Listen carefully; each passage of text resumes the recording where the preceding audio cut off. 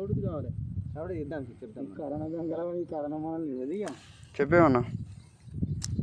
ఇక్కడ మనకి near by లలితపల్లి ఎలిగేట్ మండలంలో సంపత్ సార్ గారికి మనం ఎకరానికి ఒక గ్రాన్యువల్స్ ఇవ్వడం జరుగుతుంది.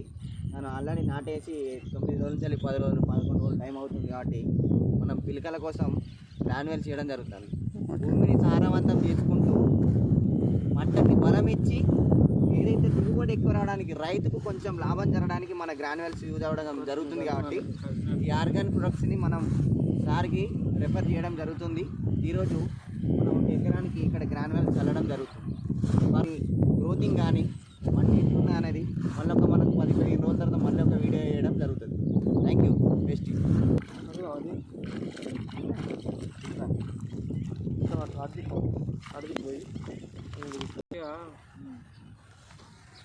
అది